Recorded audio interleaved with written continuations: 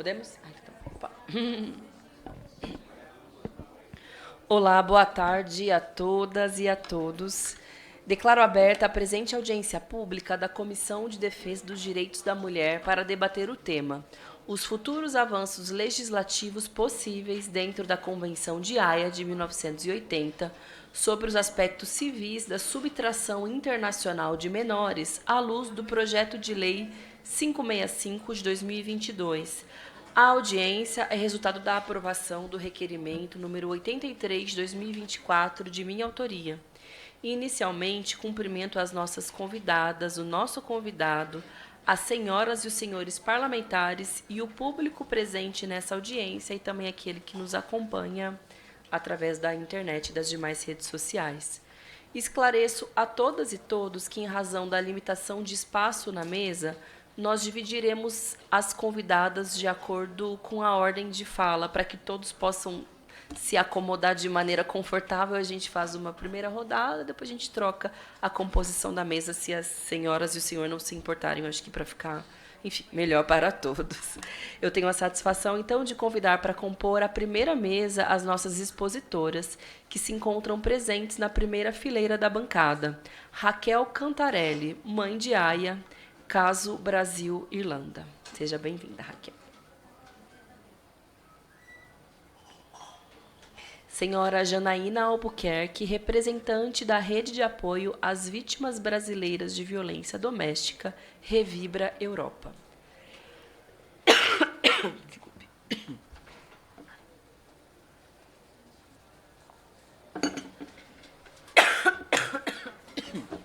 Desculpem pela tosse. Flávia Ribeiro Rocha, coordenadora de subtração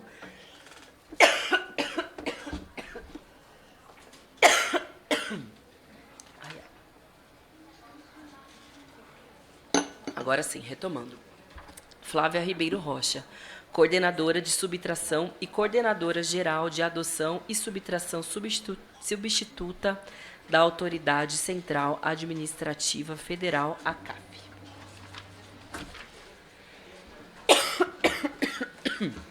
Eu tenho também a satisfação de apresentar as convidadas e o convidado que comporão a segunda mesa em seguida: Boni de Moraes Soares, Procurador Nacional da União de Assuntos Internacionais, Daniela Correia Jacques Brauner, Defensora Pública Federal, e Tayane Galeno, Analista de Relações Governamentais do Instituto Alana.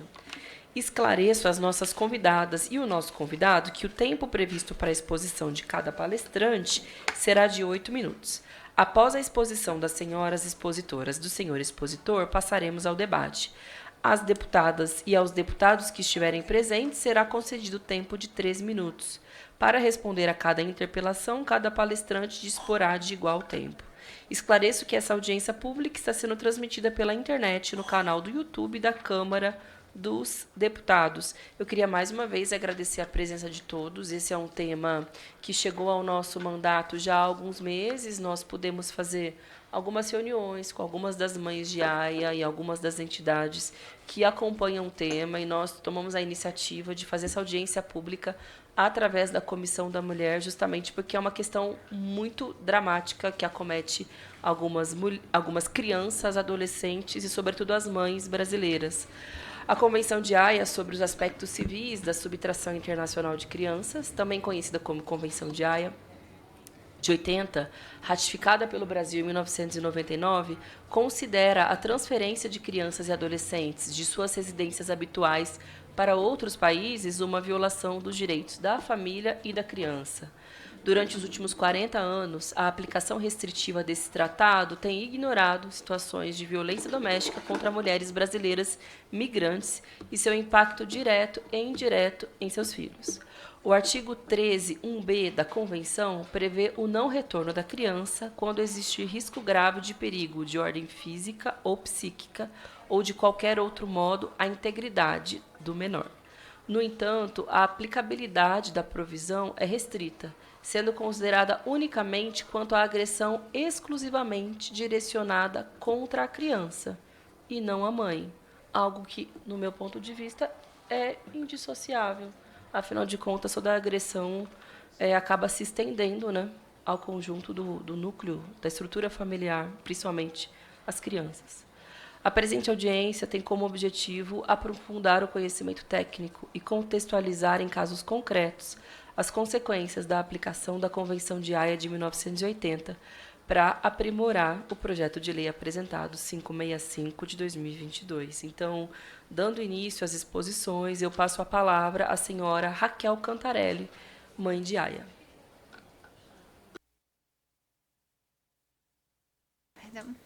Boa tarde. Cumprimento a excelentíssima deputada Sâmia Bonfim pelo convite, senhoras e senhores aqui presentes. E hoje eu venho aqui diante de vocês para compartilhar uma história de dor e de luta.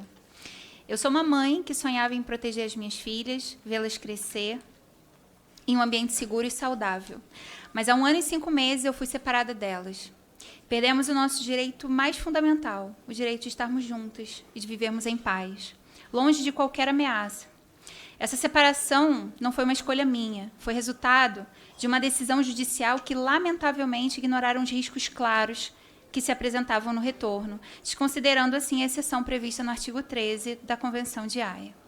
Eu e as minhas filhas fomos retirados da nossa própria casa de uma situação de cárcere, onde vivíamos na Irlanda, da qual escapamos com a ajuda da Embaixada do Brasil e de autoridades brasileiras, somente após comprovar todas as situações de risco. Ao voltarmos, esperávamos por segurança, por justiça e principalmente pelo direito de seguir em frente.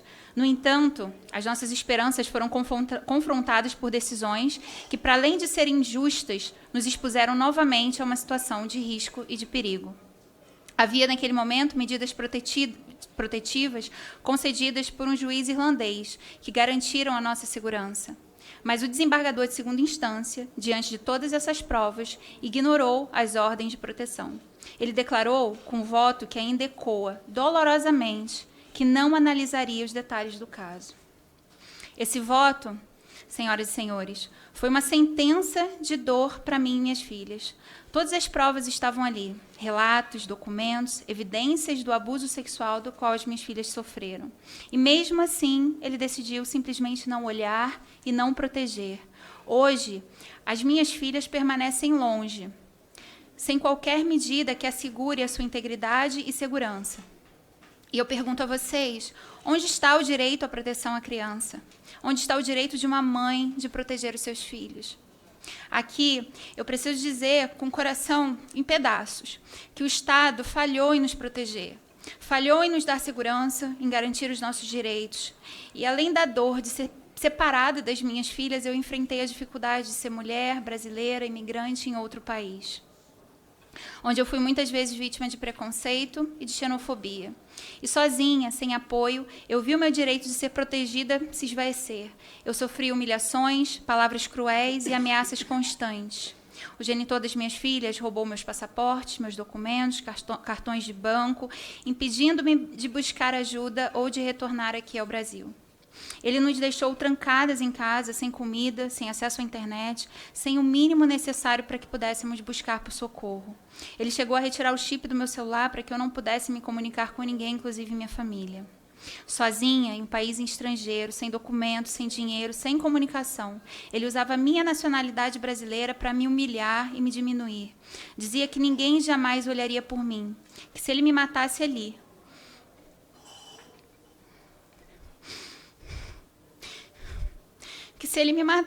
ninguém se importaria. Essas palavras reverberam até hoje em minha mente, mostrando a vulnerabilidade que tantas mulheres enfrentam, especialmente aquelas que, como eu, tentam sobreviver e proteger as suas filhas em meio à violência e ao desamparo. A dor dessa separação é indescritível. É uma dor que eu carrego comigo todos os dias, ao acordar e ao dormir, sem notícias, sem respostas. Um vazio que nenhuma mãe deveria experimentar. As nossas vidas foram violadas por um erro judicial que não apenas nos afastou, mas também feriu profundamente os princípios de proteção e dignidade humana. Nos últimos meses, eu tive forças apenas porque eu acredito na justiça. Continuo acreditando, não sei porquê.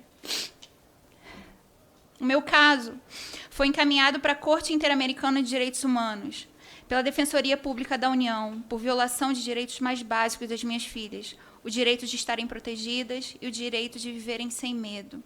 A Defensoria reconheceu que não houve a consideração mínima dos riscos, ignorando a exceção do artigo 13b da Convenção de Haia, assim como o Ministério Público Federal, assim como a Polícia Federal também, com a instauração de um inquérito, onde há todas as comprovações de abuso sexual, violência, cárcere privado, na qual eu e minhas filhas ficamos submetidas. E agora, com as minhas esperanças renovadas, eu aguardo uma decisão no Superior Tribunal de Justiça e eu sigo confiante que dessa vez a justiça vai ser feita, que a nossa dor seja ouvida, que os nossos direitos sejam respeitados. Eu acredito que, com toda a minha força, que uma decisão favorável possa corrigir esses erros, nos devolvendo a segurança e o direito de vivermos em paz e para que eu possa buscar os meus direitos naquele país. Eu gostaria de ressaltar que eu não sou contra a Convenção de Haia. Longe disso, eu sei que ela é fundamental para combater sequestros internacionais e proteger crianças em situações de risco. Porém, eu acredito que precisamos, como país, rever alguns pontos. Não podemos aceitar que a Convenção seja aplicada sem considerar as exceções e sem avaliar os casos com a devida sensibilidade e humanidade. Não podemos ignorar que há mães e crianças em perigo e que o retorno ao país de origem nesses casos pode significar a perpetuação de abusos e violação de direitos humanos. Aqui, eu deixo meu apelo para que todos, como representantes do povo e como cidadãos, olhem para o meu caso e para tantos outros com atenção e empatia. Eu peço que reconsiderem a forma como aplicamos essa convenção em nosso país, garantindo que exceções, como a prevista no artigo 13, sejam analisadas com a devida seriedade e que cada decisão judicial seja uma decisão humana, uma decisão que proteja quem mais precisa, as crianças. O que eu mais desejo é que as minhas filhas não sintam vergonha da história delas, que elas não se sintam envergonhadas por serem cidadãs brasileiras, mas sim que tenham orgulho de pertencer a uma nação que protege os seus, que aplica de forma correta as suas leis de proteção e dignidade, que possam, no futuro, colocar a mão no peito e dizer que pertencem a uma pátria justa, que a história delas possa servir de exemplo para que outras crianças não passem pela mesma dor e sofrimento. E isso aqui nas nossas mãos. Governantes, cidadãos, ministros, desembargadores. E nós, cidadãos, de cobrar uma postura mais humana e mais justa na aplicação da Convenção de Haia. Senhoras e senhores, uma mãe jamais desiste de seus filhos. E hoje eu estou aqui, não sei com que força, mas continuo de pé, representando não apenas as minhas filhas, mas todas as mães e crianças que lutam por justiça e por segurança. Eu desejo do fundo do meu coração que a minha voz possa tocar os corações e que a nossa dor se transforme em mudança para que a justiça prevaleça. E só para finalizar, eu queria citar aqui um trecho da fala do desembargador de segunda instância que determinou a busca e apreensão das minhas filhas, que foi cumprida de uma forma cruel, desumana, às 6 horas da manhã, com policiais armados de fuzil na minha casa, com imprensa, onde foi amplamente divulgado pela mídia, uma questão de exposição, de vergonha, de medo, de desespero.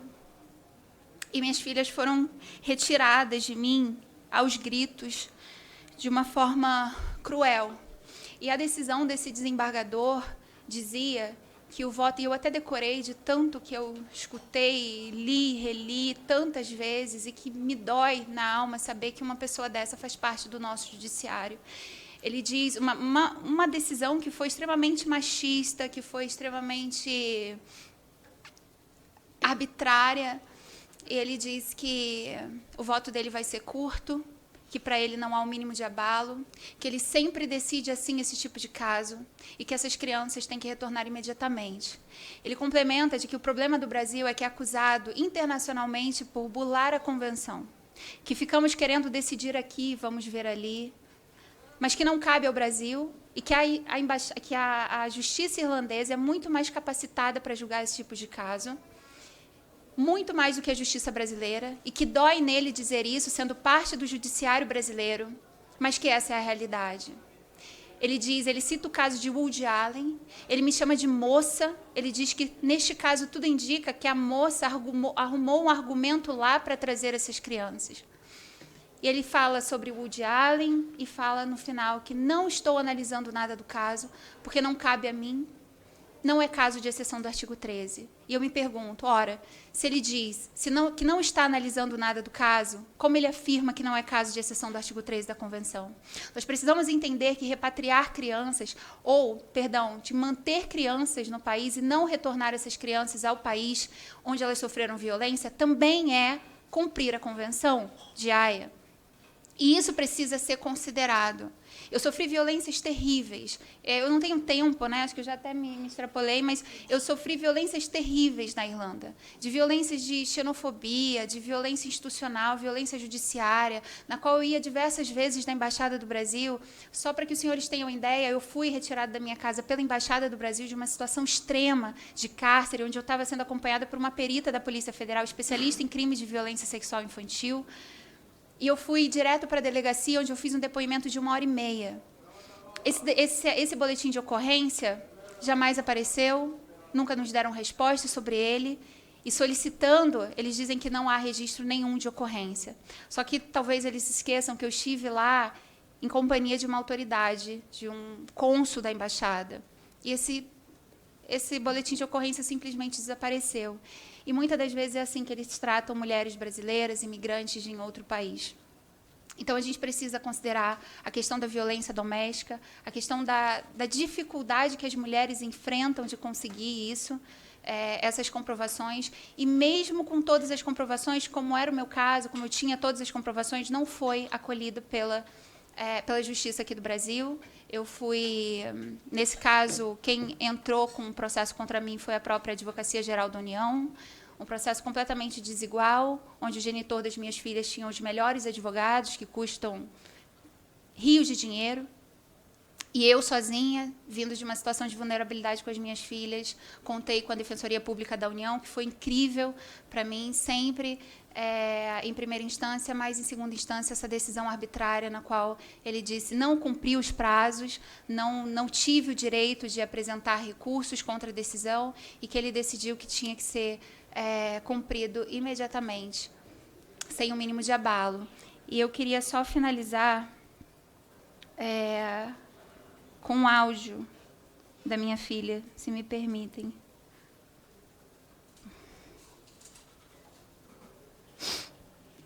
Esse foi o áudio das minhas filhas sendo retiradas de mim. Olha! Olha que vocês não têm noção!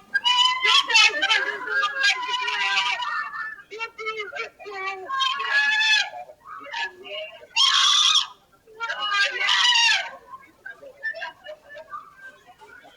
Meu Deus!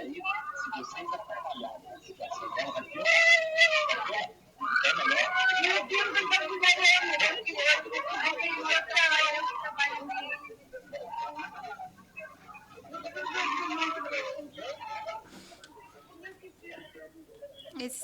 Esse é o choro da minha filha, gritando, sendo arrancada dos meus braços de uma forma cruel por policiais armados de fuzil às 6 horas da manhã na nossa casa. Uma completa desrespeito, e, enfim, comigo, com as minhas filhas, de violação de direitos humanos, de dignidade, enfim, de qualquer coisa que elas deveriam ter sido protegidas como cidadãs brasileiras, porque também são cidadãs brasileiras. E é isso, agradeço a oportunidade, espero que esse debate possa trazer luz a tantas mães e tantas crianças que esperam por uma solução. Muito obrigada.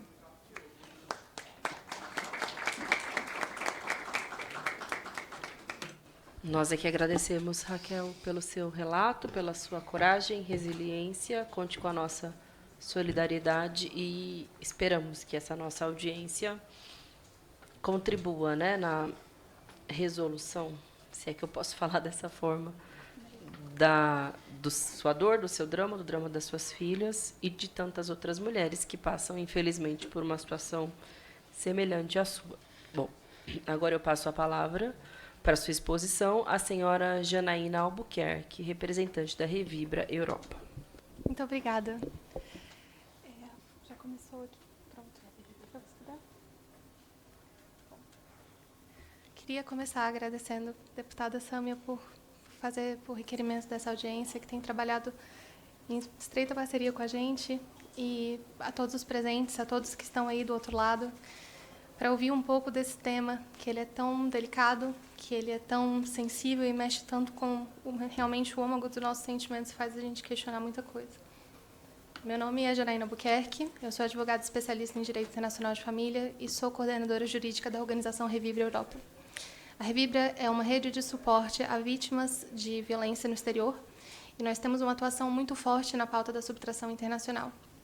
Depois do relato da Raquel, eu queria trazer mais 3 relatos, claro que de terceirizados, eu vou reportar alguns casos que passaram pela gente e que expõem que esse realmente não é um caso isolado.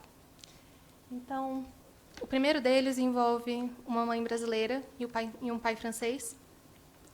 Ela foi vítima de todos os tipos de violência que a gente conhece na Maria da Penha, mas principalmente de violência psicológica e violência moral. E que quase teve um desfecho trágico. Ela fez queixas, ela tinha medida protetiva, ela foi orientada em como iniciar um processo de guarda e ela desistiu do processo por um ardil, que ela foi convencida de que ela poderia retornar ao Brasil com autorização. Chegando no Brasil, um processo de AIA foi iniciado e o retorno foi determinado em primeira instância, mesmo com todas as provas, com as queixas, com relatórios psicológicos, sociais. E o retorno foi determinado em sede liminar e, na execução desse retorno, ela teve os telefones grampeados, a família toda teve os telefones grampeados, as contas bancárias delas foram todas bloqueadas também. E, da mesma forma da Raquel, veio a polícia e trouxe ela para o aeroporto. E o caso não para por aí, porque chegando na França, a criança foi retirada do colo dela com 3 anos e meio e ela foi levada de Camburão diretamente do aeroporto para uma audiência e ela foi detida. Demorou 3 meses para que ela conseguisse ver a filha de novo e hoje, 10 anos depois, ela ainda tem o contato limitado e controlado pelo pai. O segundo caso é de uma mãe brasileira e um pai italiano. Ela foi vítima de violência doméstica, mas com agressões físicas extremas. O pai tinha pedido para ela abortar o bebê e ele atropelou ela enquanto ela estava grávida. Ela chegou a fazer uma queixa para a polícia e, ao mesmo tempo, ele também fez uma queixa, dizendo que, na verdade, ele que tinha sido atacado. Ela veio para o Brasil com a criança quando a bebê tinha apenas 2 semanas de idade. Esse é um caso que também tem... Eu preciso fazer esse sobressalto porque ela é uma mãe preta que passou por diversas provações e discriminações raciais e ela não tinha recursos, ela sempre foi representada pela DPU, sempre foi representada também por advogados pro bono. Atualmente, ela deve uma multa de 40 mil euros para o pai e se ela regressar para a Itália, na verdade, se ela tentar pisar no território da União Europeia, ela vai ser imediatamente presa. E o terceiro caso é de uma mãe brasileira e um pai americano. Tem muitos casos do Brasil com os Estados Unidos, salvo engano, a Flávia pode me corrigir, mas é o país com o qual o Brasil tem mais casos de subtração. Eles eram casados, tiveram 2 filhos e o mais velho era autista. O relacionamento sempre foi abusivo, mas depois que ela engravidou, as agressões começaram a escalar e não pararam. Eles se divorciaram em função disso e eles fizeram um arranjo que as crianças passariam 6 meses em cada país. Só que, enquanto as crianças estavam nos Estados Unidos, ela teve notícia de que elas estavam com indícios de maus tratos. Ela ficou muito preocupada. Foi aos Estados Unidos tentar buscar as crianças e o pai condicionou a autorização a uma assinatura, um documento assinado por ela, de que a residência das crianças era nos Estados Unidos. Ela chegou no Brasil com as crianças, começou a dar o tratamento, fazer o acompanhamento e negociar com o pai os termos para poder estender a estadia das crianças no Brasil. Ocorre que um dia, também às 6 horas da manhã, ela acordou com oficiais de justiça e a Polícia Federal na porta dela com um mandado de busca e apreensão, sem nunca ter sido citada do processo. O processo tinha sido ajuizado 5 dias antes e o retorno foi determinado em sede liminar, sem ouvir a mãe, sem chamar a AGU, sem chamar o Ministério Público. Esse caso foi um caso privado de AIA, então não teve a atuação da Advocacia Geral da União. Então, com esses 3 relatos,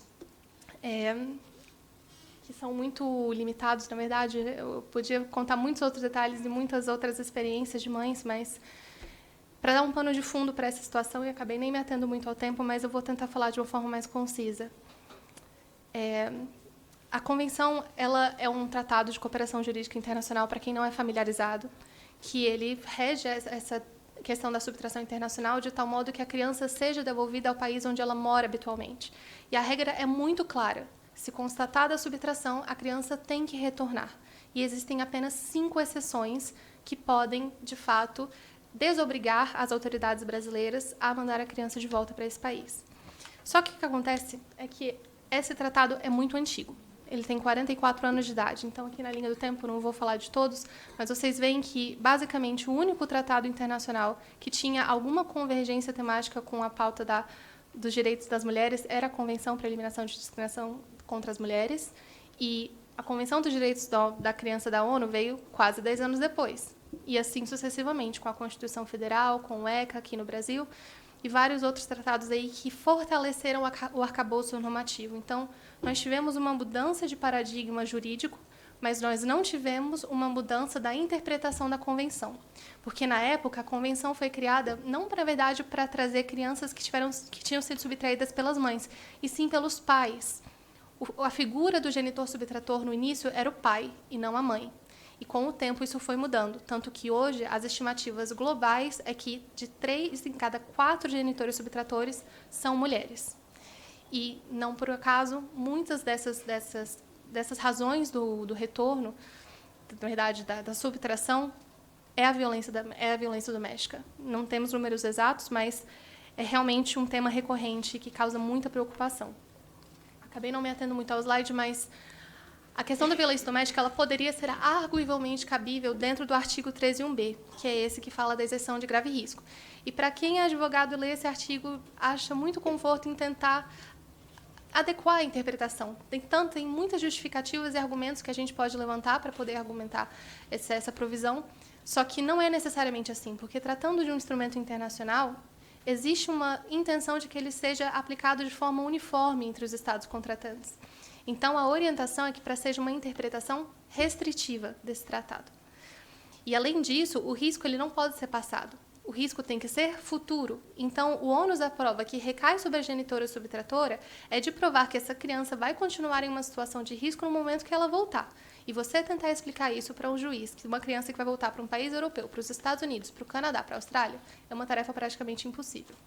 E aí eu tenho que bater também no ponto das provas, porque, assim como a Raquel relatou, é muito difícil conseguir essas provas. Nós, do Brasil, temos que entender que a Lei Maria da Penha e toda a estrutura que a gente tem para a proteção das vítimas de violência doméstica é muito robusta se comparada com os outros países.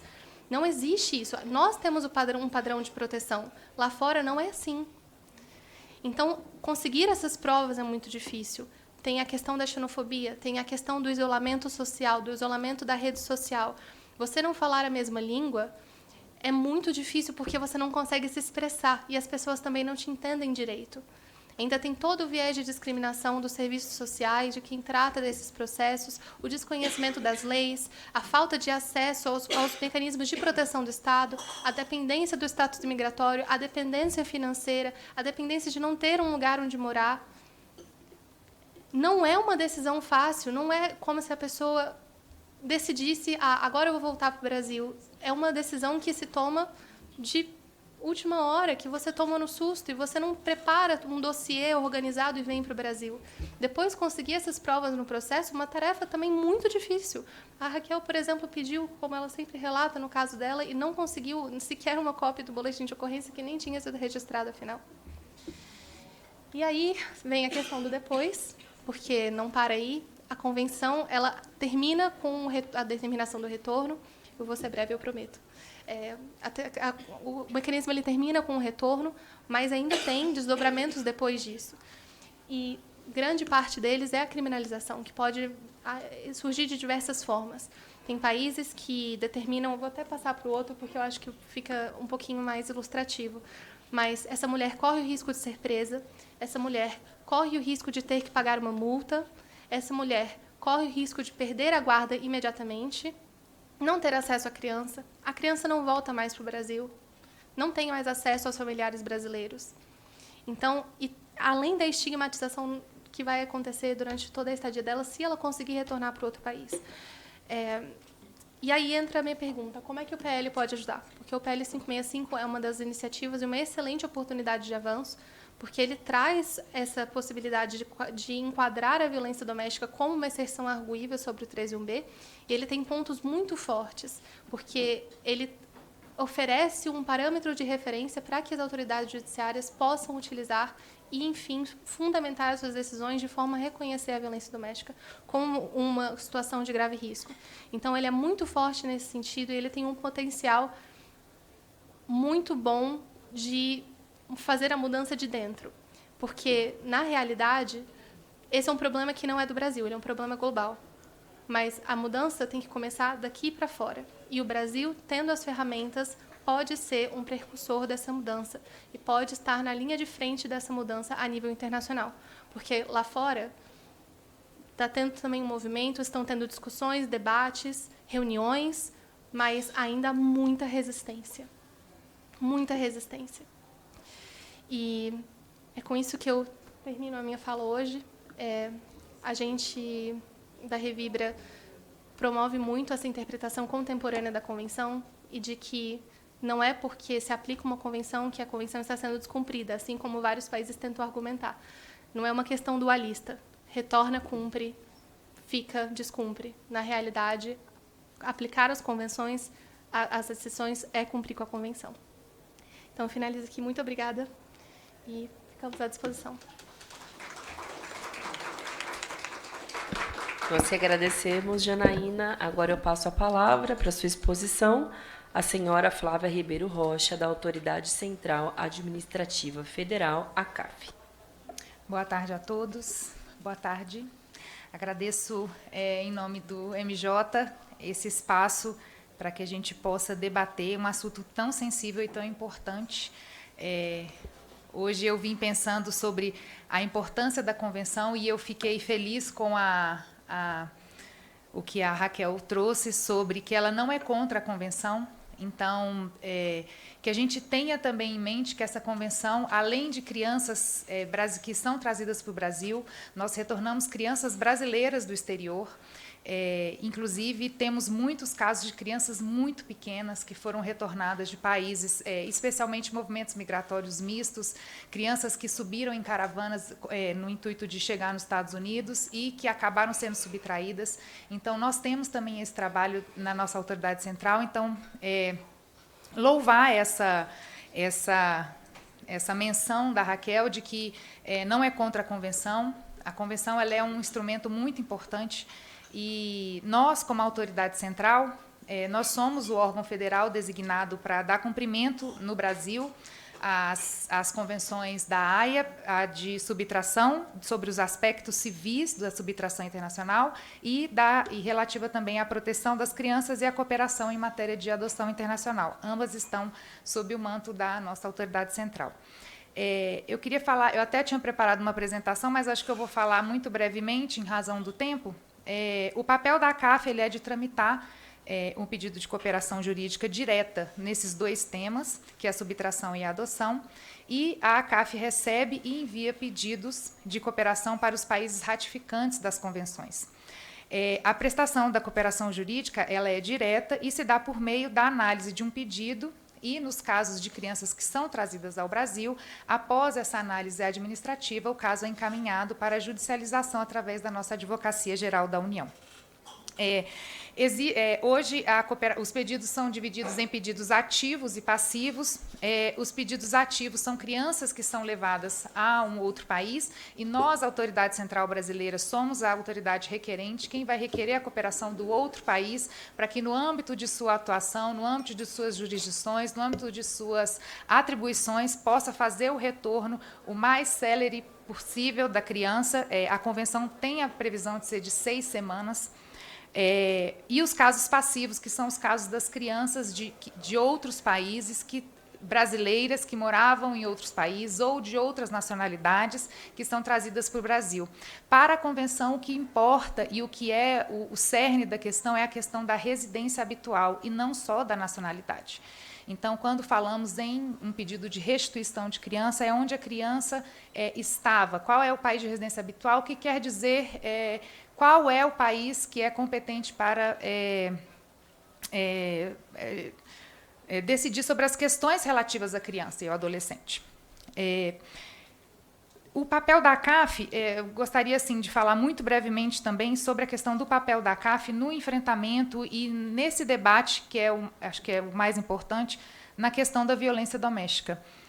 A CAF normatizou seus pedidos de cooperação jurídica internacional no âmbito interno, tanto ativos quanto passivos, e, especialmente, fizemos alguns ajustes, porque sabemos que quando a convenção foi criada, quando a convenção foi feita, ela tinha uma visão extremamente europeia, né? E isso fez com que muitos países adotassem procedimentos diferentes do que pode ser feito hoje. Então, hoje, quando a gente debate sobre violência doméstica, quando debatemos sobre a questão da exceção, é um outro olhar, não daquela convenção de 1980, até como a Janaína falou, ela tinha um outro escopo. Então, atualmente, é importantíssimo que a gente possa atualizar os debates, atualizar o entendimento, atualizar a aplicação, e isso tem que ser um trabalho contínuo de todas as autoridades envolvidas, de todos os países, de todos os governos, como um compromisso internacional mesmo com a Convenção. A Convenção, na CAF, nós tramitamos 2 tipos de pedido, né, no caso de subtração, tanto de retorno, de restituição da criança, como de acesso, que é o pedido de visitas. No nosso pedido, quando a autoridade central ela solicita a cooperação da Autoridade Central Brasileira na abertura de um pedido para restituição, a Autoridade Central Brasileira vai abrir um pedido, vai fazer uma primeira análise administrativa por uma questão formal de documentos, tradução, para posterior ajuizamento do caso. E na nossa portaria, diante dessa nova realidade dos casos de subtração internacional, nós passamos a ter um procedimento que após o recebimento do caso, pergunta-se à nossa congênere, né, do outro país, 4 perguntas e possivelmente uma quinta. A primeira é se a prática da subtração ela é crime no seu país, no país requerente. A criminalização da subtração ela é um grande empecilho, principalmente para a conciliação, no âmbito administrativo e no judicial. A criminalização ela tem a tendência de obstar um retorno da criança. Se houve alegação e comprovação da violência doméstica, se o requerente, né, tem acesso à criança ou adolescente, nesses casos, a CAF faz essa pergunta para que, durante a tramitação do pedido, não haja uma ruptura tão grande do contato do genitor ou genitora que ficou em outro país. E, mais uma vez, eu volto a ressaltar que nós estamos falando também de casos de mães que ficaram sem as suas crianças em outros países. Então, é importantíssimo que a gente também fale sobre esse contato, sobre como isso pode ser feito durante a tramitação desse pedido administrativo. E a outra informação também que nós perguntamos para a autoridade central requerente é sobre a situação migratória, num caso de retorno sobre a situação migratória. Diante da prática administrativa, nós verificamos que esses pontos eram bastante cruciais quando você processa um pedido de subtração internacional. Desculpa. Então, nós temos aqui a tramitação administrativa e depois o posterior ajuizamento pela Advocacia Geral da União. Eu queria trazer algumas reflexões sobre a aplicação da Convenção de parte da nossa autoridade central, especialmente quanto aos desafios que nós vivenciamos no processamento desses casos. O primeiro é a conciliação. Nós estamos falando de conflitos familiares. Imagine que justiça doméstica, né, familiar, é bastante complexa, então adicione uma camada maior de complexidade quando falamos de conflitos familiares internacionais. Então, a conciliação é realmente um desafio, é realmente uma coisa de extrema sensibilidade, mas ainda assim é uma via muito importante para a resolução desses casos. A outra é o tempo, né, de tramitação dos pedidos. Existe essa dilação probatória, várias instâncias, e isso adiciona um componente ainda mais difícil no processamento desses casos. O acesso à justiça no exterior, nós estamos falando de jurisdições diferentes, em diferentes lugares do mundo, em diferentes lugares, Europa, Mercosul. Nós tentamos ter sempre um diálogo muito próximo, mas ainda assim são jurisdições diferentes e as garantias são difíceis de se fazerem valer. Então, a gente precisa dessa cooperação direta, esse auxílio direto entre as autoridades centrais. A criminalização, como eu já falei, que é um ponto muito importante, que pode obstar um retorno, pode ser muito complicado, principalmente na questão de uma conciliação. E a questão da violência doméstica, que eu acho que é o grande debate hoje aqui dessa audiência. Existe um problema grande na amplitude, na imprecisão e na fluidez dessas expressões, que é o grave risco, o perigo de ordem física, psíquica, situação intolerável, e isso oscila muito entre os países ratificantes da Convenção, atualmente, hoje, 103 países. Então, cada país acaba conferindo uma interpretação própria desse artigo 13b. E o Brasil ele tem tentado, nesse esforço de melhor interpretar, de melhor aplicar a Convenção, trilhar um caminho pela aplicação melhor dessa exceção, no caso dos trâmites, dos pedidos entre as autoridades centrais. E como não há hoje um compromisso internacional que tenha um padrão mundial sobre o que é violência doméstica, acaba que essa interpretação fica a cargo das autoridades, instituições administrativas e judiciárias que são operantes dessa convenção. E por isso que hoje no Brasil nós temos 2 tratamentos, né, do processamento do caso perante a autoridade central, quando há subtração internacional e a alegação de violência doméstica. Um deles é o que está normatizada na portaria da autoridade central, do Ministério da Justiça, onde a autoridade central está sob o manto do Ministério da Justiça, que é demonstrada a manifesta existência das exceções que estão previstas, né, no artigo 13.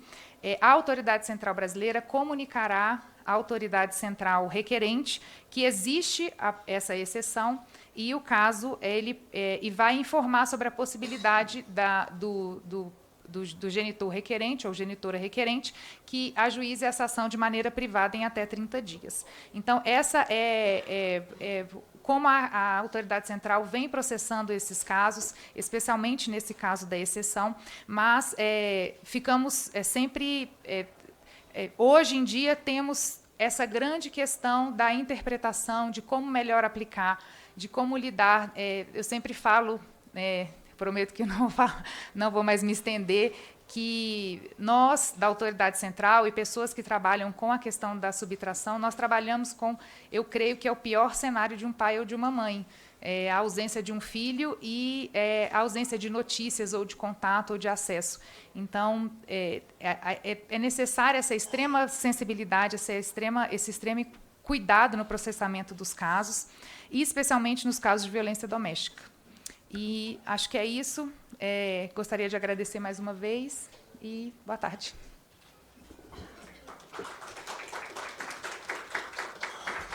Muito obrigada. Nesse momento, eu desfaço a primeira mesa. Antes, porém, gostaria de agradecer a participação das senhoras expositoras. E aí, nesse momento, eu quero convidar para compor a segunda mesa. Obrigada, gente. Segue a nossa audiência. O Boni de Moraes Soares, Procurador Nacional da União de Assuntos Internacionais.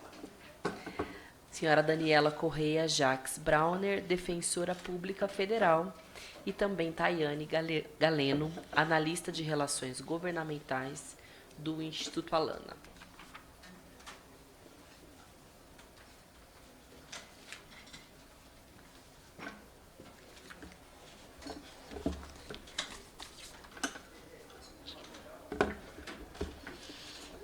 Obrigada, gente. Eu passo a palavra para sua exposição ao senhor Boni de Moraes Soares, Procurador Nacional da União de Assuntos Internacionais.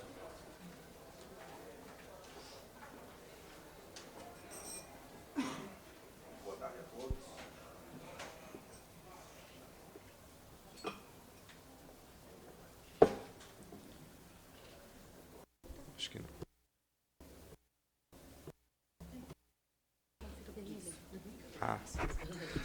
Boa tarde a todos. Eu queria inicialmente agradecer à deputada Sâmia Bonfim pelo convite e, mais do que isso, deputada, parabenizá-la pela iniciativa de requerer essa audiência pública, que é, de fato, uma oportunidade muito positiva de debate de um tema tão delicado como a aplicação da Convenção da Haia sobre subtração internacional de crianças no Brasil.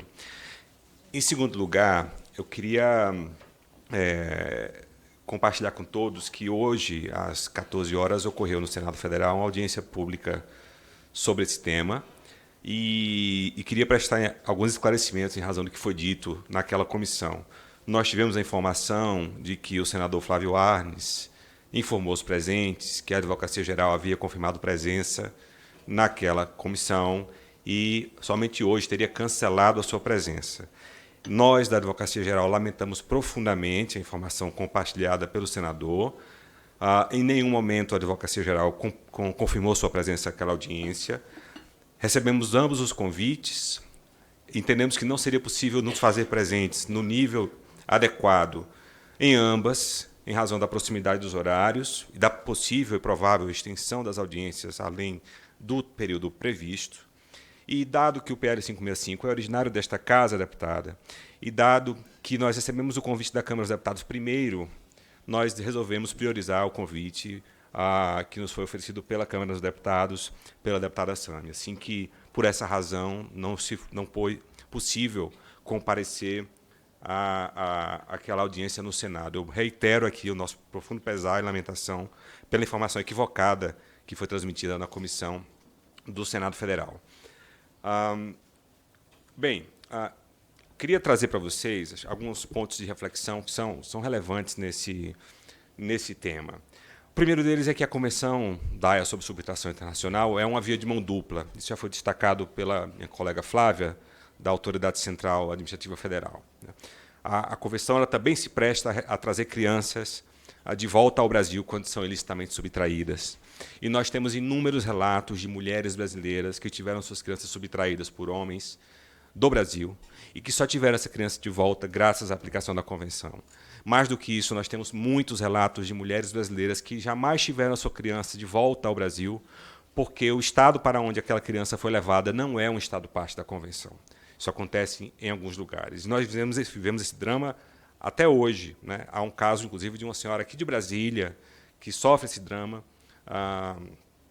de uma criança levada para o Líbano, um país que hoje se encontra numa situação bastante difícil, né? Em meio ao conflito armado sofrido por Israel. Essa natureza dúplice da Convenção é um elemento fundamental para que a gente encare esse debate de maneira sistêmica, como deve ser. A Convenção, é verdade, silencia sobre os casos de violência doméstica, mas há dois dispositivos que se relacionam ao tema. Um deles é o artigo 13.1b, já recordado aqui pela doutora Janaína, segundo o qual a criança não deve retornar se o seu retorno implicar risco grave de ordem física ou psíquica ou, de algum outro modo, uma situação intolerável a esse menor. E há também o artigo 20, que permite aos Estados não retornar crianças ilicitamente subtraídas, ainda que tenham sido ilicitamente subtraídas, se o retorno significar uma ofensa aos direitos humanos e às liberdades fundamentais naquele país. No caso brasileiro, a Convenção, portanto, silencia de maneira mais explícita sobre violência doméstica. É lamentável que assim seja, mas é compreensível. Como também já foi dito aqui, a Convenção é de um outro tempo. A Convenção foi celebrada num momento em que a violência doméstica não era um assunto, era um não assunto. A Convenção não foi celebrada num tempo histórico em que a violência doméstica é uma prática completamente abominável, condenável e punida, como é na sociedade brasileira, graças a diversas iniciativas, sobretudo a Lei Maria da Penha. A Convenção é de um tempo em que esse não era um tema, havia um tabu para o enfrentamento da violência doméstica no mundo como um todo. É por isso que ela silencia a respeito. Isso é reconhecido expressamente pelos redatores da Convenção. No caso brasileiro, o presidente da República, o presidente Lula, e a Advocacia Geral da União já se manifestaram perante o Supremo Tribunal Federal para dizer claramente que a comprovação da violência doméstica pode sim ensejar um risco grave à criança, um risco de sofrer um risco de ordem física ou psíquica, ou de algum outro modo, uma situação intolerável, em caso de retorno. Essa posição foi manifestada ao Supremo Tribunal Federal em 2 processos, 2 ações declaratórias de inconstitucionalidade, que estão em curso hoje no STF. De qualquer maneira, em qualquer hipótese, a comprovação da violência doméstica é algo que se impõe, e é um ônus processual que se impõe, de fato, à parte requerida do processo, a parte que alega a violência, no caso, ao genitor subtrator, e no caso brasileiro, em muitos deles, as mães, as mulheres. Por outro lado, as provas da violência devem ser apreciadas à luz do direito brasileiro. O juiz brasileiro tem que aplicar a sua compreensão de como compreender a prova que é trazida ao processo. Temos, então, uma complexidade processual muito clara. Estamos falando de fatos, práticas de violência que ocorreram num outro país, estranho à nossa realidade, que devem ser trazidos a um juiz brasileiro que apreciará aqueles fatos e aquelas provas à luz do nosso direito.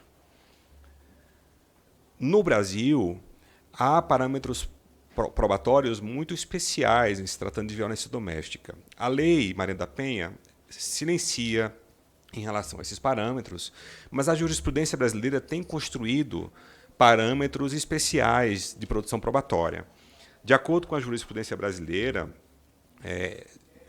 largamente reproduzida pelo Superior Tribunal de Justiça, para citar um dos tribunais, a palavra da vítima da violência doméstica tem uma relevância especial para a comprovação da violência, mas ela não é suficiente para se concluir pela ocorrência da violência doméstica.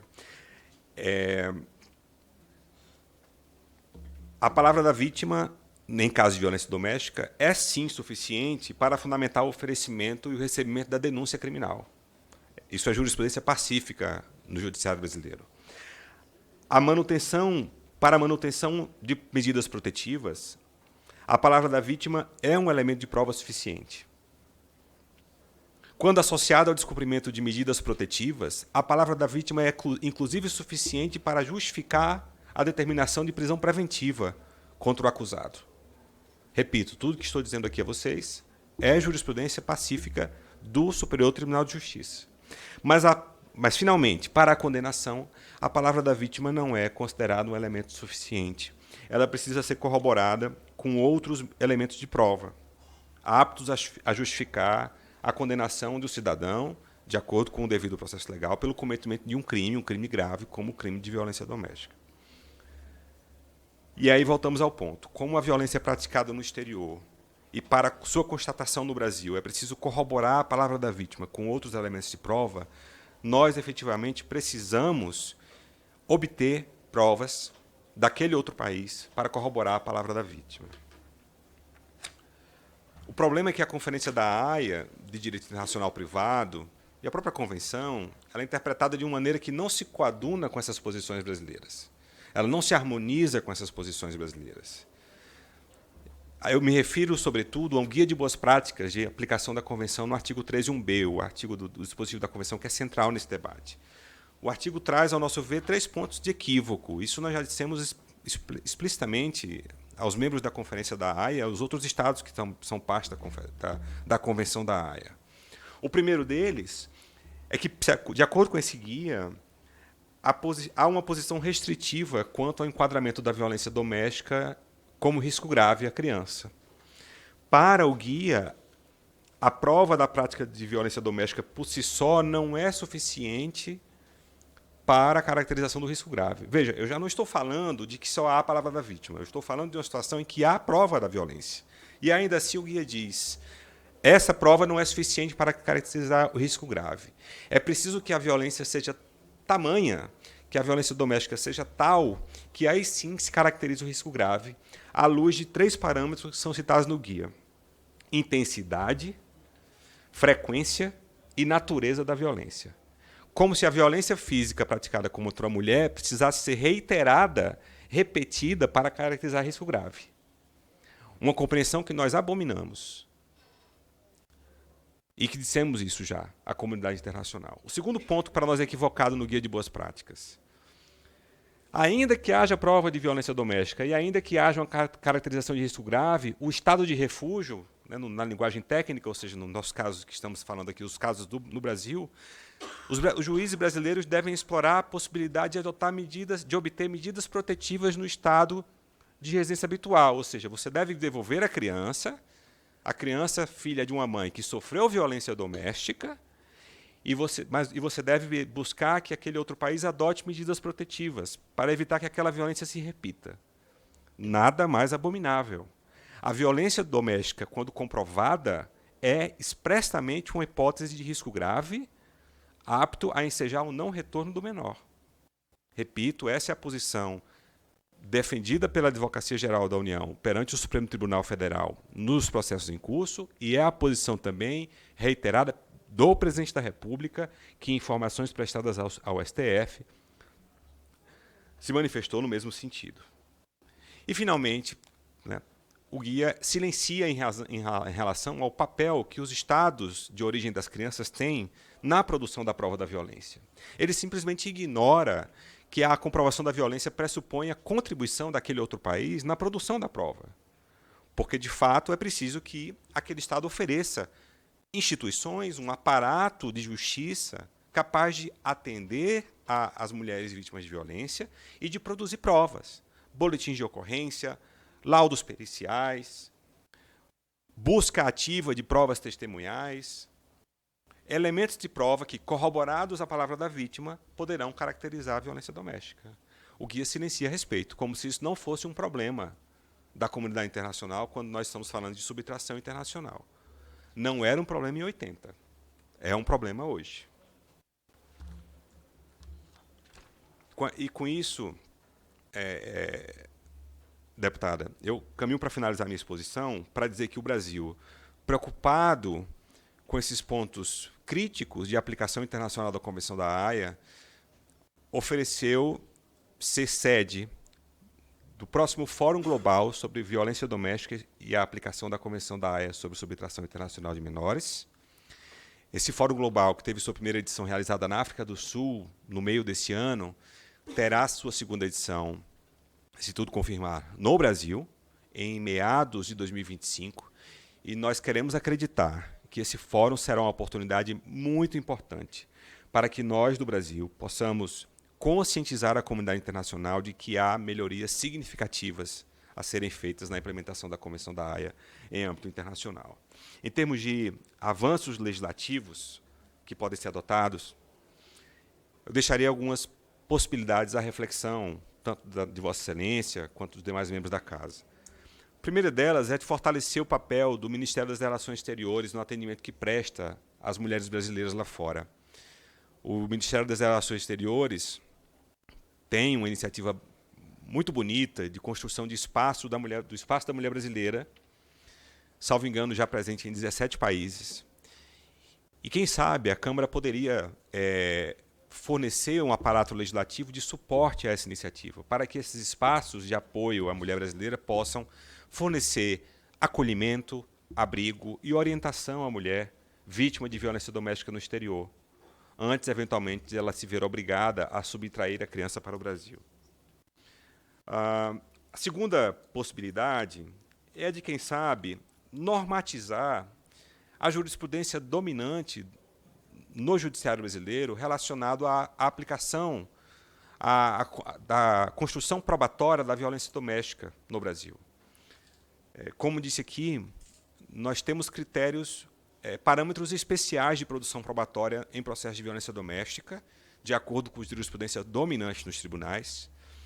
Essa é uma construção dos tribunais, não há nada na Lei Maria da Penha sobre isso. E eu posso recordar que há uma iniciativa muito parecida com essa, que me refiro, em curso aqui nessa comissão, que é o substitutivo da deputada Silvia Alves, um substitutivo aos PLs 1299, de 2022, 4226, de 2023 e 5037, de 23, que traz para a Lei da Maria da Penha um outro elemento já jurisprudencialmente consolidado, que é o dever de reparação civil presumido por dano moral em caso de violência doméstica. Essa é uma construção da jurisprudência brasileira que o substitutivo da deputada Silvia Alves tenta trazer para a Lei Maria da Penha. Então, talvez a Lei Maria da Penha também pudesse ser aprimorada para estabelecer esses padrões de produção probatória em caso de violência doméstica em geral, para o próprio texto de lei, e eles certamente iluminariam o judiciário brasileiro na compreensão da prova da violência doméstica nos casos de subtração internacional de menores. Fora medidas legislativas sob a alçada da casa, há certamente muitos avanços internacionais que podem ser pensados, e nós já temos pensado. Eu critiquei aqui o Guia de Boas Práticas da Convenção da Haia. Nós pretendemos buscar a revisão desse guia. Sim, essa é uma construção que nós queremos fazer no Fórum Global a que me referi. E quem sabe nós podemos caminhar para a construção de um instrumento específico sobre esse assunto no âmbito internacional. Esse é o nosso objetivo, esses são os debates que nós vamos travar no âmbito internacional por adiante. Eu peço perdão por ter ultrapassado o tempo, mas espero ter deixado a nossa contribuição para o debate. Obrigado. Eu que agradeço, Boni. Anotei aqui as sugestões que foram dadas, mas quaisquer outras dúvidas nós entramos em contato. E também eu sou membro, além da nossa Comissão da Mulher, também da Secretaria da Mulher aqui da Câmara, sou uma das coordenadoras adjunta. E nos colocar à disposição para os demais encaminhamentos, inclusive do fórum, que pretensamente deve acontecer no Brasil, né, em 2025, também colocar a nossa secretaria como parte dessa construção e de elaboração para, enfim, atuar sobre esse e tantos outros temas fundamentais para as mulheres brasileiras. Bom, agora quero passar a palavra para a sua exposição a senhora Tayane Galeno, representante do Instituto Alana. Obrigada, Tayane. Muito boa tarde a todas e todos presentes. Boa tarde, deputada. Muito parabéns pela iniciativa dessa importante audiência. Cumprimento também a mesa que está aqui atualmente, a mesa que me antecedeu. Eu sou Tayane Galeno, eu vou me autodescrever. Eu sou uma mulher negra, de cabelos curtos, escuros, visto uma roupa preta, uma calça, uma blusa preta e um sapato também preto. Aqui eu represento o Instituto Alana, que é uma organização socioambiental que atua pelos direitos de crianças e adolescentes. Eu gostaria de agradecer de novo a oportunidade para falarmos sobre esse assunto que é tão importante para os direitos de crianças e adolescentes do Brasil e do mundo. A primeira questão que eu quero considerar e salientar, que já foi trazida aqui pelos meus outros colegas aqui de mesa, é que, de fato, a Convenção de Haia ela foi ratificada no Brasil antes de vários e os principais pilares normativos que sustentam a doutrina de proteção integral de crianças e adolescentes, como, por exemplo, o artigo 227 da Constituição Federal, a Convenção sobre os Direitos da Criança da ONU, o Comentário Geral número 14 das Nações Unidas, do Comitê dos Direitos de Crianças da ONU, a própria Lei de Escuta Protegida, o Estatuto da Criança e do Adolescente e até mesmo a Lei Maria da Penha. O artigo 227 da Constituição Federal é o único artigo da Constituição que traz o termo absoluta prioridade e que não apenas consagra a absoluta e a prioridade absoluta da garantia de direitos de crianças e adolescentes, mas também estabelece que a responsabilidade de protegê-los e promovê-los é compartilhada por toda a sociedade, famílias e Estado, exigindo, assim, uma abordagem integrada e coletiva para garantir o pleno desenvolvimento desses sujeitos. Então, essa abordagem da doutrina da proteção integral de crianças e adolescentes reconhece essa complexidade das questões envolvidas e busca equilibrar esses diversos aspectos, como a autonomia da criança, que deve ser, sobretudo, considerada, seu desenvolvimento físico, emocional e social, e os deveres e responsabilidades de mães, pais e seus responsáveis legais. A proteção integral não estabelece apenas a consecução de direitos fundamentais de crianças e adolescentes com absoluta prioridade, mas o faz reconhecendo-os como indivíduos que se encontram em uma fase especial de desenvolvimento e sujeitos detentores de direitos fundamentais. Eu queria esclarecer também que esse reconhecimento legal de crianças e adolescentes é fundamental para a gente entender e aplicar efetivamente a doutrina da proteção integral. Ele permite que, dentro dos diversos âmbitos, jurídico, normativo, social, político e econômico, crianças e adolescentes não sejam apenas objetos de proteção, mas que assumam um papel de titulares autônomos de direitos que devem ser respeitados. Portanto, medidas como essa, como o PL 565 de 2022, iniciativa dessa casa, como a DI 4245, presente no STF, são medidas fundamentais para garantir que crianças e adolescentes sejam de fato protegidos e possam ser retirados de contextos de violência física, emocional, em que estejam sendo cometidos diretamente contra elas, mas também que estejam sendo cometidos contra sua cuidador, cuidadoras, mães, pais, genitores e cuidadores como um geral. Esses processos, eles precisam ser céleres, para que o melhor interesse da criança e do adolescente sejam garantidos de forma efetiva, mas que seu acesso à justiça também seja realizado de uma forma plena. A primazia dos direitos fundamentais e do melhor interesse da criança e adolescente deve ser realizada de forma absoluta, ainda que o conteúdo desse interesse seja objeto de debate e de disputa. Crianças e adolescentes também precisam fazer parte do processo e serem contempladas e ouvidas por uma rede que esteja adaptada às suas idades, necessidades, considerando as fases de seu desenvolvimento para que a melhor decisão e a aplicação das hipóteses de exceção sejam aplicadas ou não. A Convenção sobre os Direitos das Crianças prevê, no seu artigo 12, que todas as crianças têm o direito de participar das decisões que lhes dizem respeito. Previsão semelhante em casos que também envolvem o poder familiar, como a gente encontra também na lei de adoção. Outro ponto que a gente deve considerar remonta à hipótese de que a criança não pode também retornar a um país que tenha um arcabouço protetivo menor para o qual ela foi subtraída, pois ela vai estar exposta a uma situação de menos direito, como foi o caso da senhora Raquel na Irlanda, que foi demonstrado aqui. Então, o nosso entendimento é que o melhor interesse da criança e do adolescente, dos seus direitos, devem preponderar e prevalecer em todas as legislações, e todos os casos concretos e todas as interpretações que possam ser feitas. Essas legislações representam uma oportunidade ímpar para o Congresso Nacional, para o Supremo Tribunal Federal, para estabelecer uma jurisprudência, uma lei, um arcabouço consistente, conciliando esses compromissos internacionais assumidos pelo Brasil, mas também os princípios e normas da doutrina da proteção integral, que a gente ratifica, né, que a gente adota. E considerando, além disso, também a legislação brasileira, que é, sim, uma das mais protetivas e avançadas com relação ao direito de crianças e adolescentes no mundo. Portanto, por fim, é crucial que a interpretação da Convenção de Haia seja conduzida de forma sistêmica, levando em conta não apenas o seu texto literal, mas também os princípios e valores que regem a legislação nacional e os tratados internacionais de direitos humanos. Muito obrigada.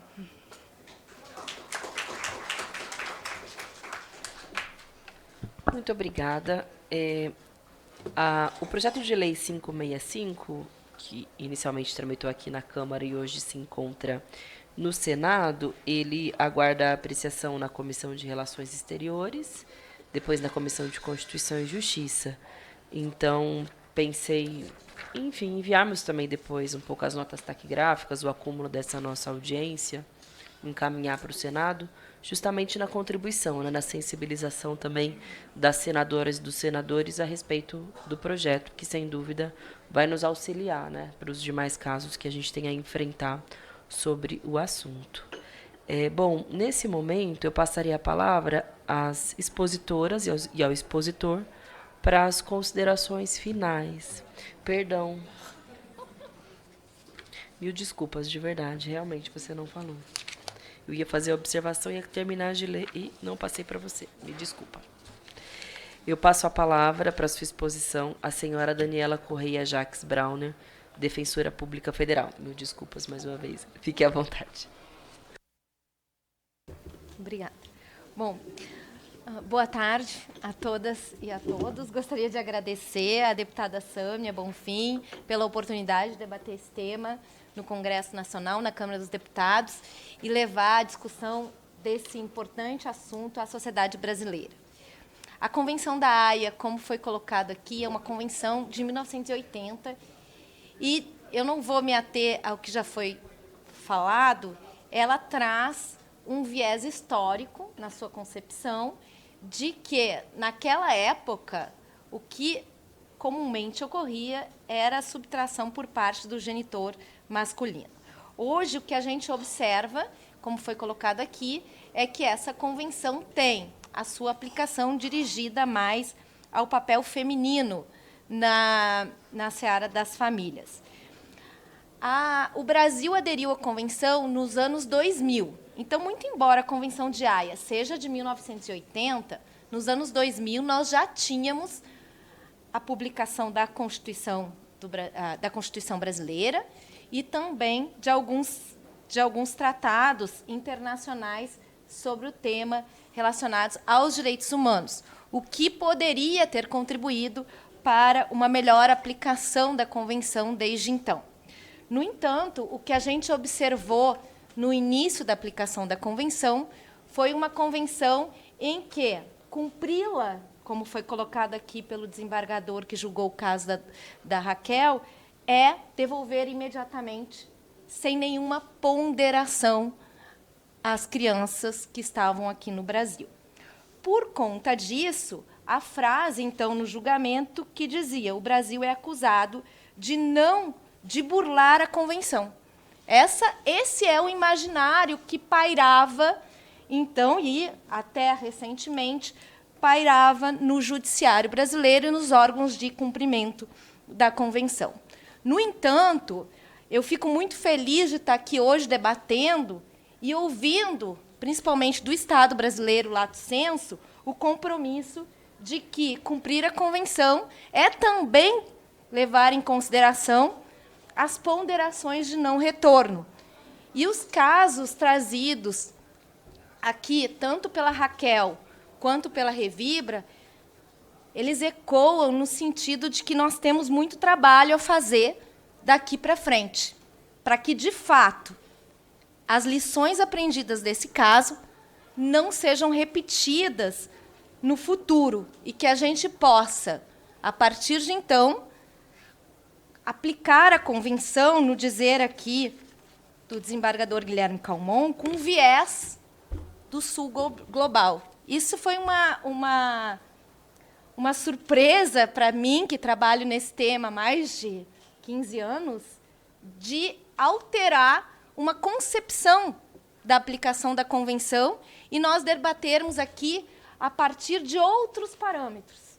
Vamos discutir a violência doméstica na Convenção, apesar de, como dito aqui, não estar no artigo 13 do próprio tratado.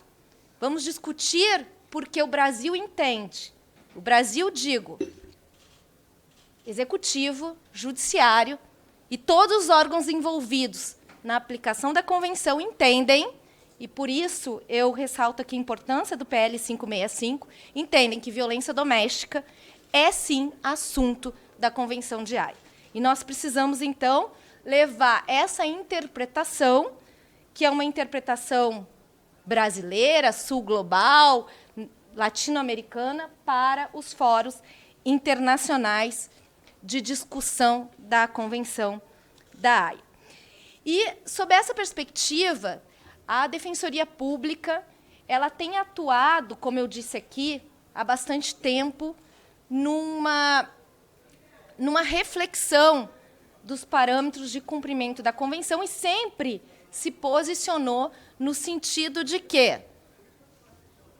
aplicar a Convenção também é aplicar o artigo 13, não retorno das crianças em algumas situações.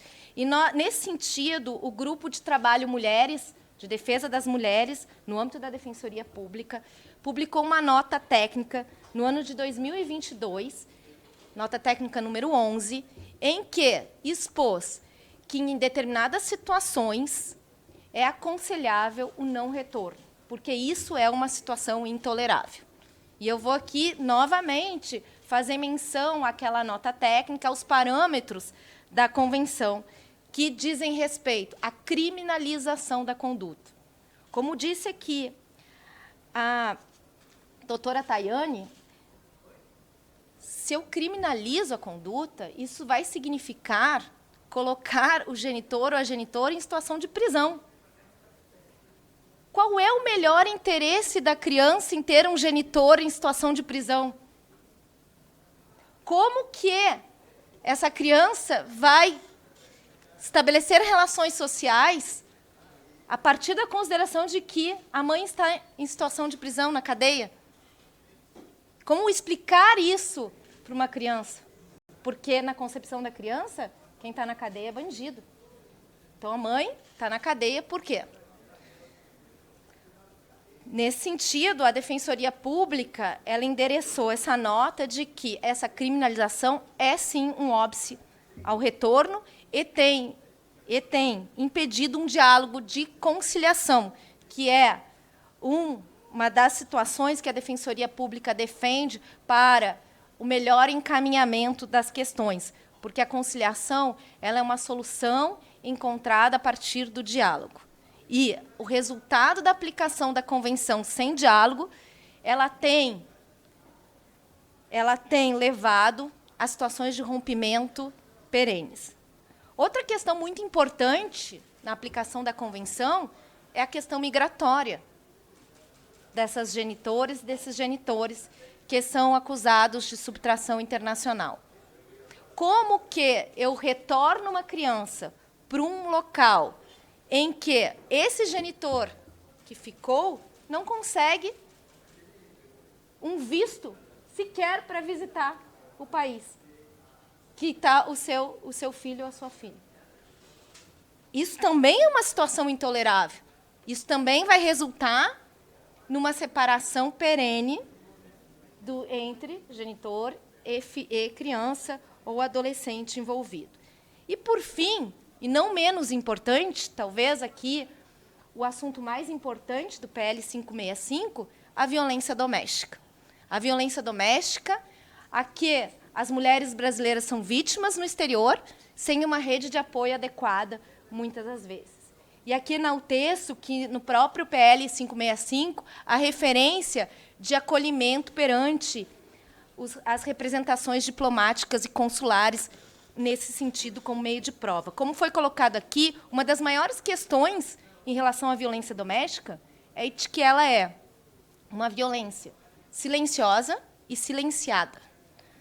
Porque as mulheres que estão no exterior, muitas vezes, não têm o apoio para retratar, para denunciar e para serem acolhidas nesse momento.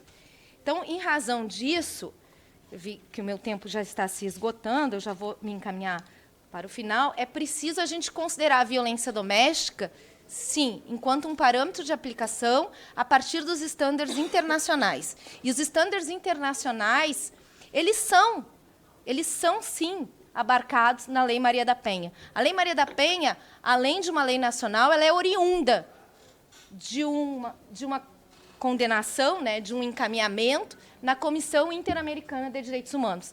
Então, ela está de acordo com o direito internacional dos direitos humanos.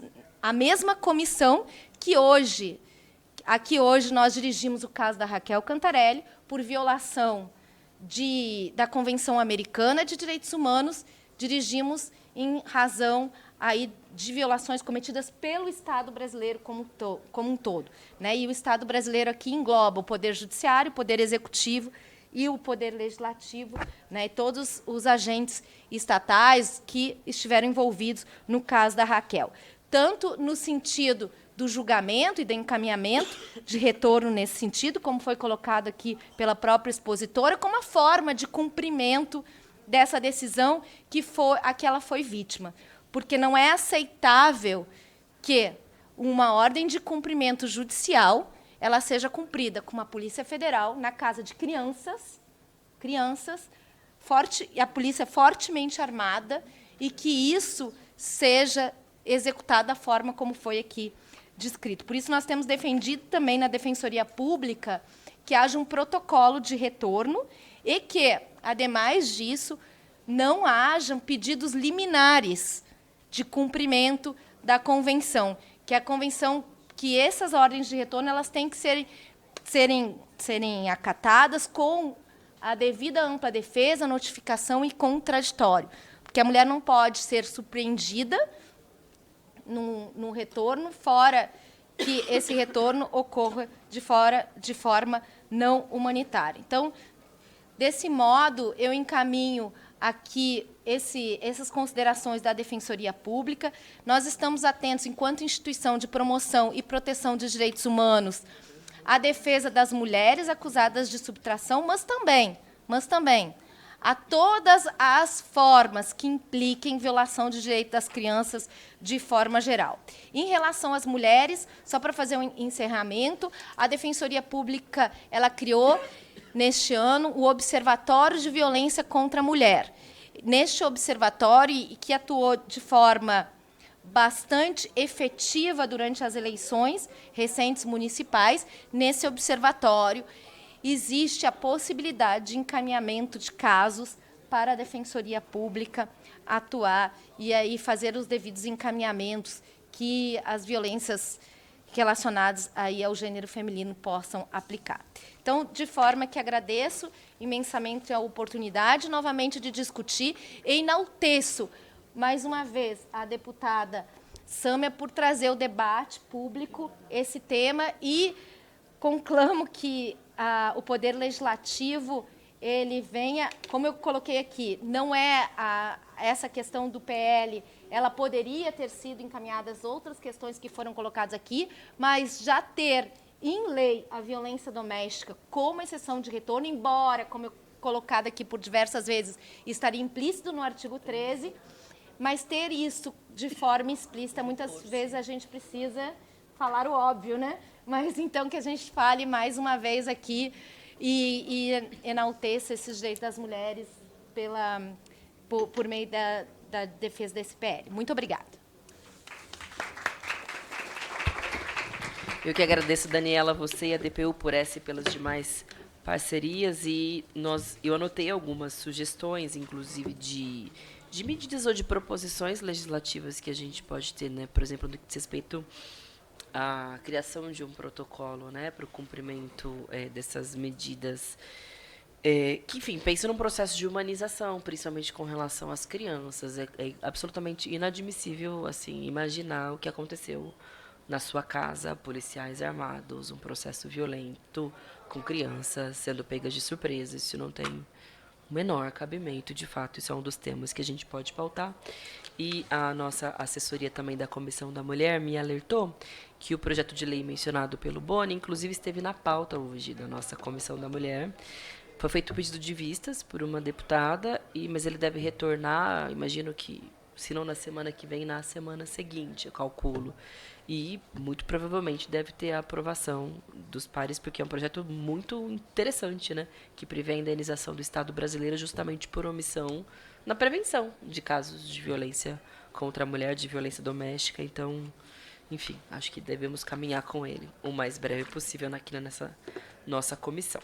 Agora sim, vou para as considerações finais e eu vou passar a palavra para as expositoras e para o expositor, para que façam suas considerações finais por 3 minutos.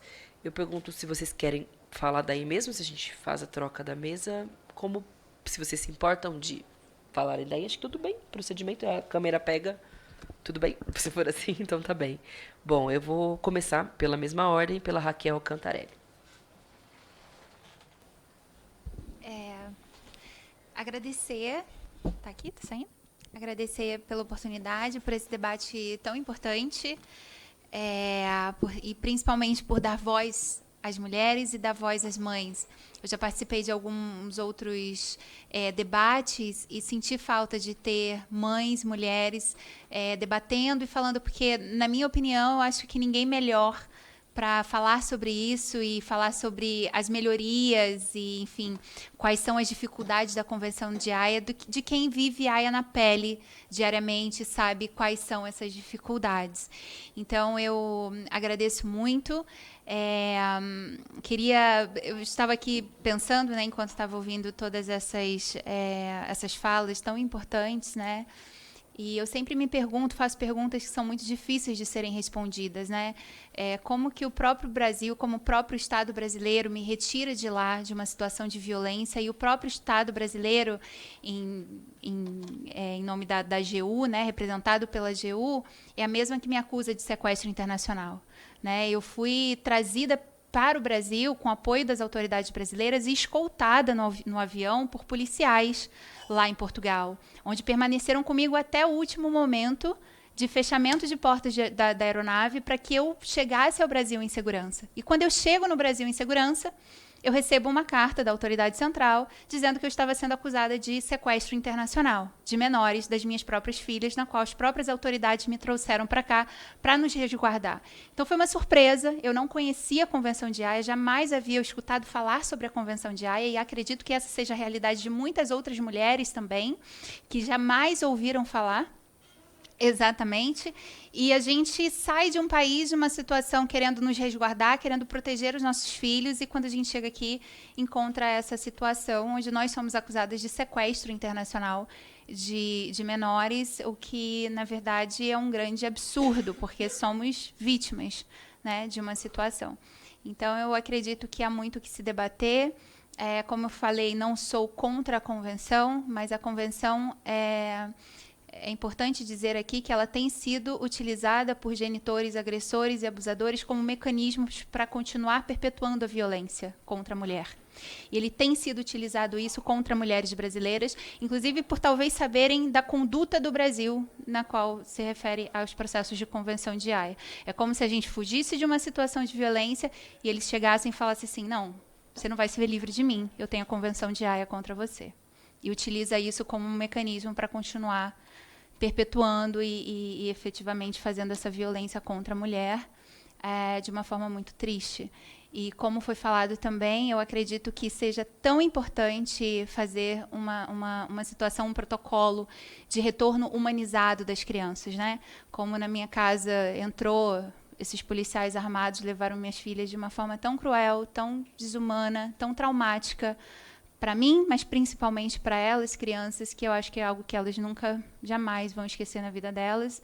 Então, fazer um acompanhamento, eu acredito que já foi me falado que, inclusive, quando policiais vão a comunidades, favelas, prender traficantes, sequestradores e pessoas terríveis, e quando eles sabem que há crianças na residência, eles pedem para que a mulher retire as crianças para que a criança não possa vivenciar essa situação de violência, de ver o seu próprio pai, o genitor ou genitora, no caso, que é um sequestrador, uma pessoa extremamente perigosa, passando por isso. E eu me pergunto por que as minhas filhas tiveram que passar por isso, de uma situação tão triste de policiais. Elas choravam, policiais com armas que assim, nem sabia o que era um fuzil, mas a arma do rapaz vinha daqui até o pé, na porta da minha casa, e minhas filhas chorando, todos de preto, uma situação bem, bem difícil, e que deve ser humanizado, que deve ser feito de uma forma, se tiver que ser feito, né, de uma forma menos traumática para as crianças. Então, acredito que há muito ainda o que ser discutido,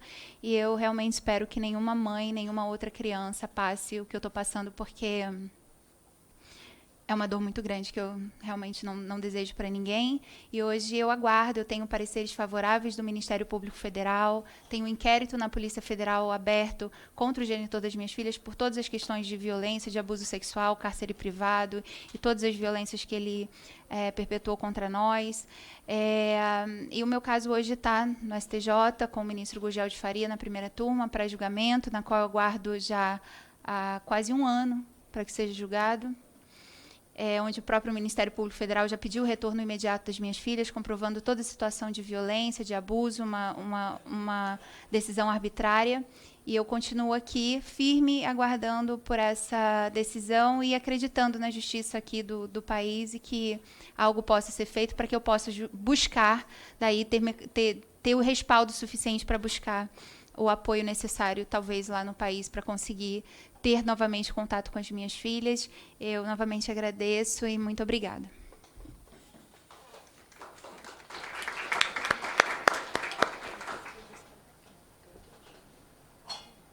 Conversava aqui com a Daniela sobre a possibilidade também de, via Secretaria da Mulher, tentar agendamento de uma audiência também com o ministro do STJ. Ela me informava que a senadora Mara Gabrilli, que inclusive é a relatora, né, do projeto lá no Senado, também já está nesse esforço, também de colocar aqui a nossa instituição a essa disposição, enfim, mais como mais um apelo político, né, institucional, no sentido de que o tema vá adiante.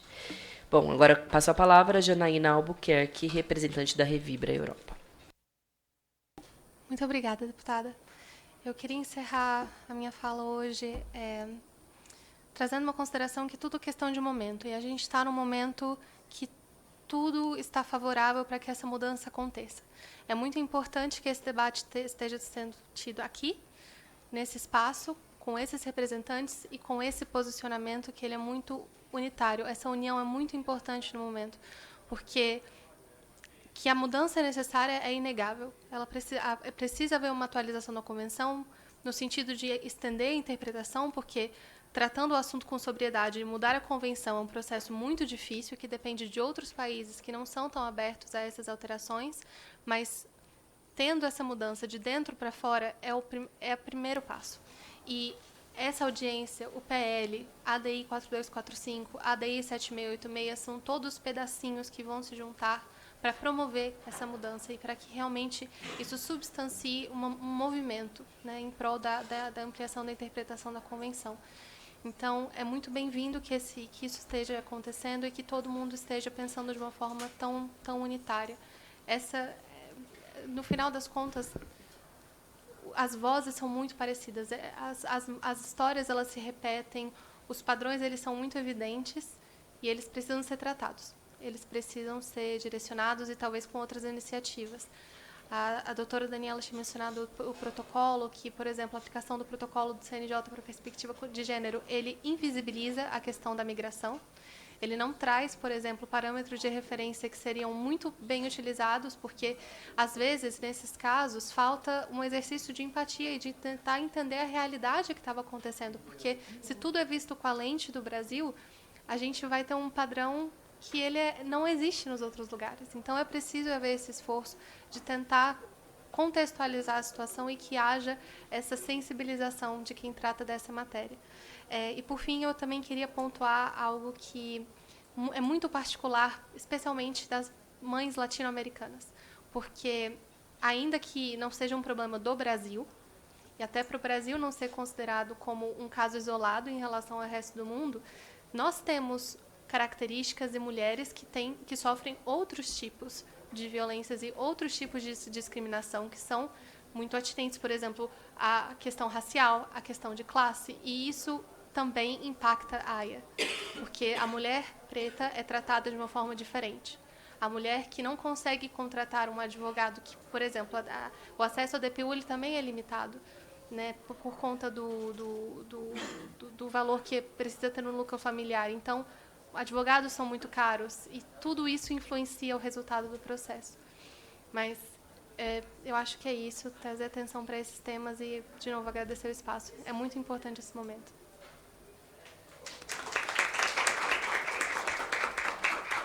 Obrigada, Janaína. Agora, Flávia Ribeiro Rocha. Obrigada, deputada. Por parte... Só chegar um pouquinho para cá. Bom, por parte da nossa autoridade central, nós entendemos que é inegável esse interesse nesse debate. É inegável hoje a aplicação da convenção. Ela foi inicialmente criada como um instrumento de direito privado, mas ela é reconhecida hoje como um compromisso de direitos humanos. Então, que a gente possa levar esse compromisso de direitos humanos cada vez mais, cada um no âmbito de suas instituições, no âmbito de seus debates, no âmbito das suas atuações, que a gente possa sempre pensar no bem-estar, no melhor interesse do menor, no melhor interesse da criança. Nós colocamos muito sobre a questão da exceção, a exceção, né, falando da permanência da criança, e nós também podemos pensar que o retorno voluntário ou o retorno imediato que a Convenção traz, ela está no mesmo âmbito da exceção. Então, a permanência da criança e o retorno da criança, ela está no mesmo âmbito legislativo, ela tem a mesma força. Então, que a gente possa fazer essa análise cada vez mais apurada, cada vez mais humana da aplicação da exceção, e, claro, que colocar o compromisso do governo brasileiro com essa aplicação, a gente sabe que precisamos de mecanismos cada vez mais específicos para a Convenção, cada vez mais sensíveis para a aplicação da Convenção. E o debate, e até eu agradeço, né, ao meu colega, né, o Boni, por trazer que o Brasil sediará provavelmente essa questão do Fórum de Violência Doméstica, ou seja, o Brasil ele vai liderar cada vez mais essa discussão, e isso é importantíssimo para a aplicação da convenção. Então, agradecer mais uma vez o espaço, agradecer pelo momento de debater, de ouvir e de estar presente aqui nesse espaço aqui de tão alto nível. E, mais uma vez, boa tarde, obrigada a todos que assistiram também. Obrigada. Muito obrigada. Passo a palavra a Boni de Moraes Soares. Muito obrigado, deputado. Eu queria, em considerações finais, reiterar o agradecimento à Câmara e à Vossa Excelência pelo convite, pela iniciativa da organização da audiência, reiterar o compromisso da Advocacia Geral da União com toda a oportunidade de debate franco, instrutivo nesse tema. Queria também ecoar as falas que me antecederam, no sentido de reconhecer de que o movimento é muito positivo para que hajam construções de soluções relacionadas ao tema. Há aqui e ali divergências em casos concretos, em determinadas apreciações específicas, mas há um alinhamento, talvez como nunca tenha havido no Brasil, de posições gerais sobre a aplicação da Convenção da Haia. E nós precisamos, de fato, aproveitar esse momento para construir soluções estruturais que orientem os atores do sistema de justiça que vão nos substituir, para que esse alinhamento que nós temos hoje não se perca com a substituição dos agentes do Estado que atuam, que militam nesse tema hoje e que praticam a Convenção no dia a dia. E que, finalmente, a voz das mães de Haia traga um resultado concreto para a melhoria da aplicação da Convenção da Haia no Brasil. Essa é a nossa esperança e é o nosso compromisso, sob a liderança do advogado-geral, o ministro Jorge Messias, e apoiados todos o grupo de advogados da União que militam nesse tema, que atuam nesse tema.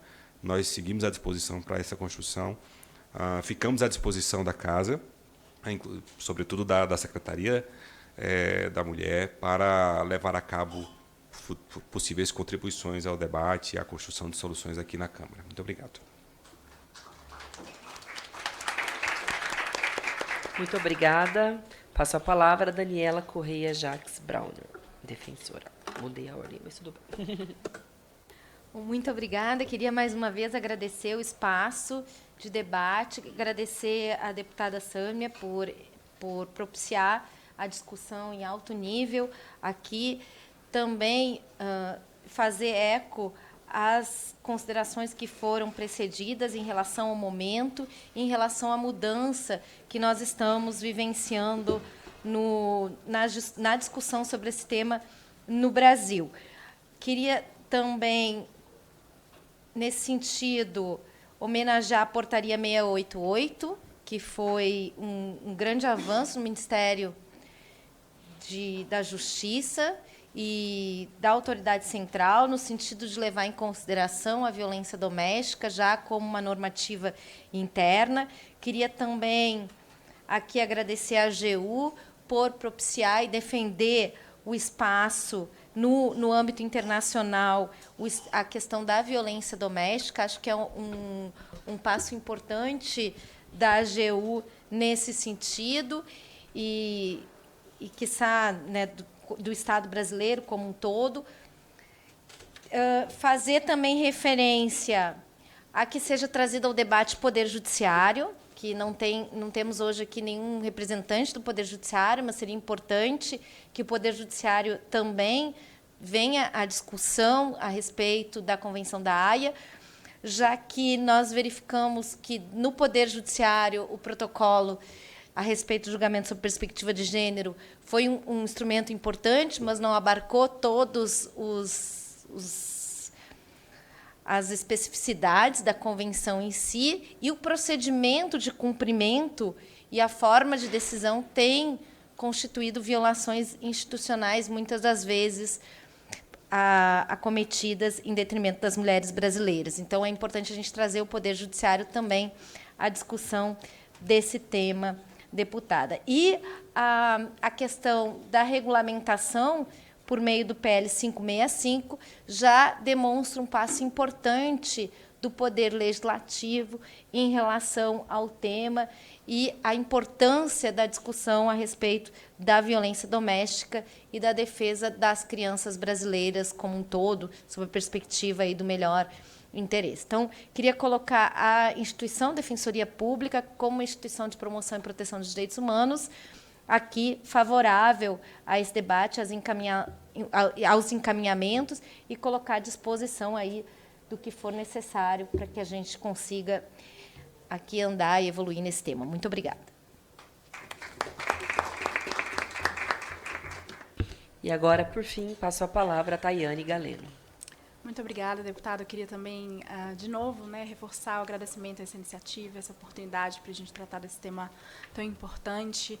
Aqui pelo Instituto Alano, eu queria, de novo, trazer essa questão da prioridade absoluta de crianças e adolescentes em todas as esferas e espaços em que seu melhor interesse seja garantido, protegido, que essas crianças estejam protegidas de forma plena, considerando seu desenvolvimento, suas questões psíquicas, emocionais. A gente acredita que essa proteção ela não pode ser fragmentada, ela não pode ser seletiva. O melhor interesse da criança ele deve sempre ser o princípio norteador, não só no Brasil, mas em qualquer contexto internacional. A gente acredita também que o compromisso do Brasil deve estabelecer uma jurisprudência, leis, enfim, um arcabouço jurídico coerente que concilie as normas nacionais com os tratados internacionais, mas também os princípios da proteção integral de crianças e adolescentes.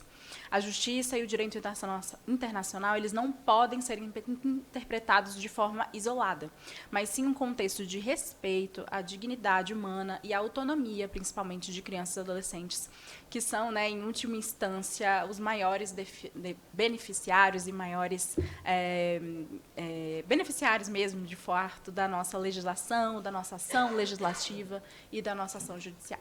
É isso. Obrigada, pessoal, que ficou até aqui.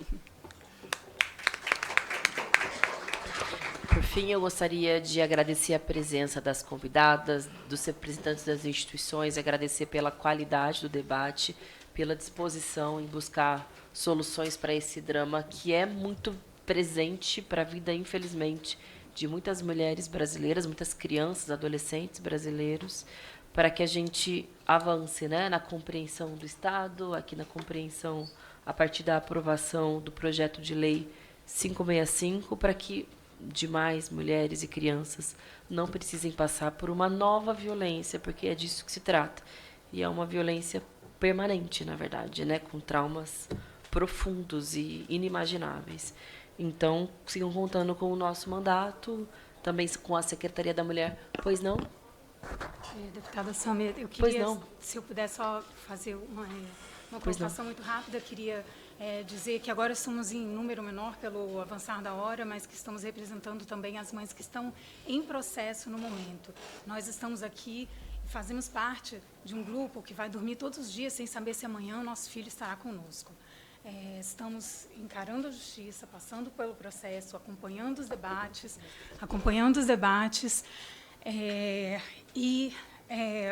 somos ajudadas pelo grupo GAMBI, que é o Grupo de Apoio a Mulheres Brasileiras no Exterior, que não pôde estar aqui hoje, inclusive porque a própria diretora fundadora é uma pessoa que não pode sair do país, porque o genitor dos filhos não deixa. Então, ela também é o que a gente chama de stock mom, que seria uma mãe que não se tornou uma mãe protetora vítima de AIA, porque ficou no país.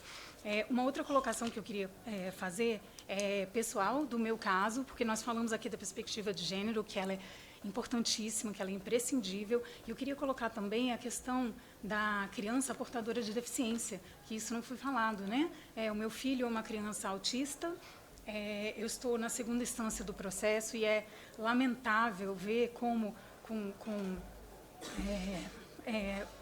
o Dr. Boni Soares apresentando a AGU, mas como a Advocacia Geral da União questiona laudos, questiona pareceres que falam da deficiência do meu filho, como se isso não representasse um grave risco, usando as palavras, inclusive, que são meras suposições de que ele apresenta um grave risco, isso constatado por perícia judicial, isso constatado por uma professora doutora, pós-doutor da UNB, que fez uma avaliação atestando o grave risco. No meu caso, tem a violência reconhecida e tem a exceção 13B reconhecida. Na primeira instância, eu ganhei. No entanto, a AGU, infelizmente, apesar de dizer publicamente, até uma das jornalistas que entrevistou a AGU recentemente, onde a AGU diz que se retira de casos onde há a comprovação da exceção 13B, parece que, na prática, não está condizente com o discurso, e não foi o caso. Mas eu queria colocar a questão da importância. A criança é uma pessoa com direitos, como disse muito bem a doutora Tayane do Instituto Alana, e a criança com deficiência também tem os seus direitos. Nós temos um arcabouço normativo fantástico, que é a LBI, que é a Lei Brasileira de Inclusão, que trata dos direitos da pessoa com deficiência, e esses também deveriam ser observados num julgamento da Convenção da Haia. Obrigada. Eu que agradeço pela sua participação, por ter pedido a palavra, e muito importante também o seu relato das demais mães, cumprimentá-las pela presença e participação. Bom, agora, indo ao encerramento, eu agradeço a presença das convidadas, do convidado, das autoridades presentes, dos que nos acompanharam através das redes sociais, da transmissão, através da TV Câmara, e a todos os demais que participaram do evento. Está encerrada a presente audiência. Obrigada.